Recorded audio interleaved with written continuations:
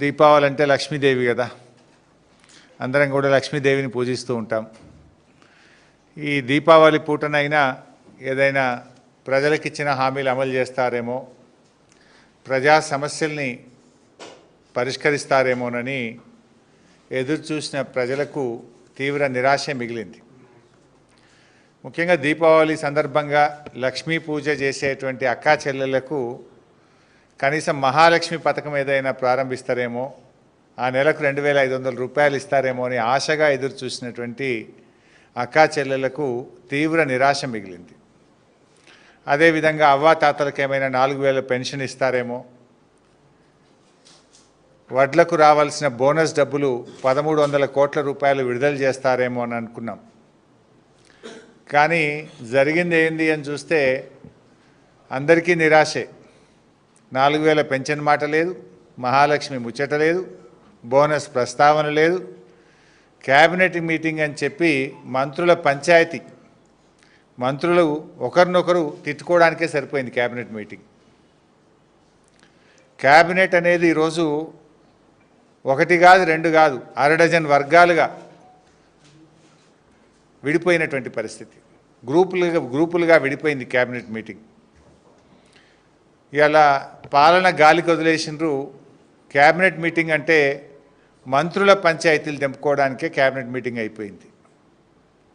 కమిషన్ల కోసం ఒకరు, కాంట్రాక్టుల కోసం ఒకరు, వాటాల కోసం ఒకరు, అక్రమ వసూళ్లలో పంచుకోవడంలో పోరాటం, కబ్జాల కోసం, పోస్టింగ్ల కోసం, ఈ రకంగా క్యాబినెట్ అనేది ఇలా వర్గాలుగా విడిపోయి, ఇలా క్యాబినెట్ అంటే అదొక మంత్రుల క్యాబినెట్ లెక్క లేదు, దండుపాల మూటా లెక్క అయిపోయింది. దండుపాల మూటా కంటే కూడా అధ్వానం అయిపోయింది. ప్రతి దాంట్లో కొట్లాట్లే. మనం ఇది ఓపెన్గానే చూస్తున్నాం కదా.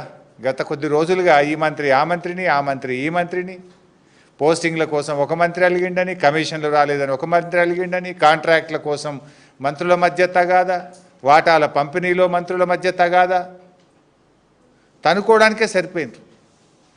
ఇలా ఈవెన్ ఆ మంత్రులే ఇలా పరిస్థితి ఏంటంటే అతుకుల బొంత అయిపోయింది గవర్నమెంట్. అతుకుల బొంతగా ఉన్న ఈ ప్రభుత్వంలో ఎప్పుడు ఏం జరుగుతుందో అన్నట్టు స్వయంగా మంత్రులే మాట్లాడుకుంటున్నారు, కాంగ్రెస్ శాసనసభ్యులే మాట్లాడుకుంటున్నారు. ఇక పరిస్థితి ఎట్లయిపోయిందంటే దీపం ఉండంగానే ఇల్లు చక్కబెట్టుకోవాలి అనే ఉద్దేశంతో ఇలా అందిన కాడికి, ఎవరికి అందిన కాడికి వాళ్ళు దోచుకోవడం మీద, దోపిడికి ఇవాళ తెగబడ్డటువంటి పరిస్థితి రాష్ట్రంలో కనబడతా ఉంది.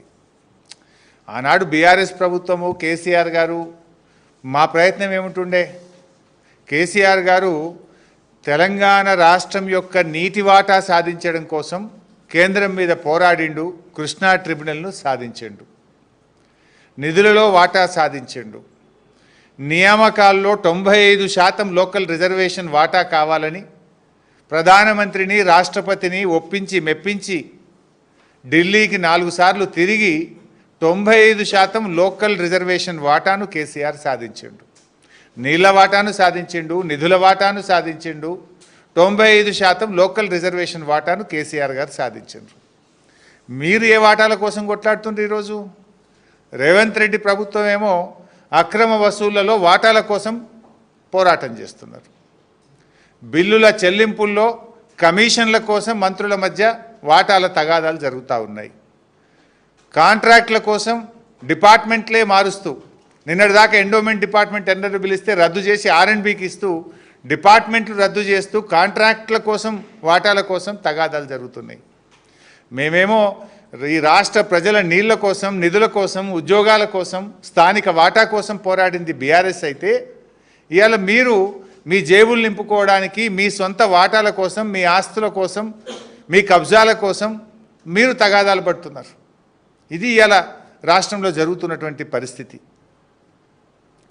ఇలా అందరినీ బెదిరింపులే. పారిశ్రామికవేత్తల్ని బెదిరిస్తున్నారు, రియల్ ఎస్టేట్ వ్యాపారులను బెదిరిస్తున్నారు, సినిమా ఇండస్ట్రీని బెదిరిస్తున్నారు, కాంట్రాక్టర్లను బెదిరిస్తున్నారు, భయభ్రాంతులకు గురి చేస్తున్నారు. ఇలా రాష్ట్రం పరిస్థితి కూడా ఏమైపోయిందంటే మీ యొక్క తప్పిదాల వల్ల, ఇది మాది కాదు, ఇది గవర్నమెంట్స్ అయితే గత 8 సంవత్సరాల్లో టిఎస్ ఐపాస్ వచ్చిన తర్వాత గత 8 సంవత్సరాల్లో అతి తక్కువ ఇండస్ట్రీసు, అతి తక్కువ ఇన్వెస్ట్మెంటు రేవంత్ రెడ్డి కాలంలో వచ్చింది. 2024-25 సంవత్సరంలో కేవలం 2049 ఇండస్ట్రీలు, 50,000 కోట్ల పెట్టుబడులు మాత్రమే వచ్చాయి. ఎవర్ లోయెస్ట్ టిఎస్ ఐపాస్ ఏర్పడ్డ తర్వాత ever lowest investment in the state of Telangana. అతి తక్కువ పరిశ్రమలు, అతి తక్కువ ఇన్వెస్ట్మెంటు. ఇది మీ ఘనకార్యం.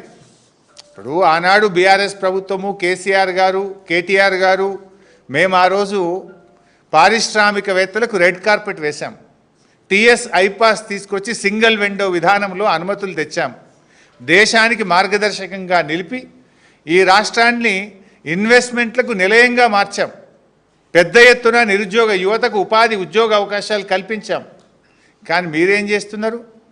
వ్యాపారవేత్తలకు తుపాకులు పెడుతున్నారు. మీరు రేవంత్ రెడ్డి గారు ఇవాళ గన్ కల్చర్ని తీసుకొచ్చారు రాష్ట్రంలో. మీరేమో వ్యాపారవేత్తలకు తుపాకులు పెట్టి అక్రమ వసూళ్లకు మీరు పాల్పడుతున్నారు. ఆ రోజు కేటీఆర్ గారు ఒక మంత్రి అని భావించకుండా ఒక వ్యాపారవేత్త tech Mahindra CEO CP Gurnani గారికి వర్షం పడుతుంటే తానే గొడుగు బట్టి వ్యాపారవేత్తల్ని ఆహ్వానించిన సంస్కృతి మాది. ఈ రాష్ట్రంలో పెట్టుబడులు రావాలని వచ్చినటువంటి పెట్టుబడిదారులకు రెడ్ కార్పెట్ వేసి వర్షం పడితే గొడుగు బట్టి పెట్టుబడులు తెచ్చిన సంస్కృతి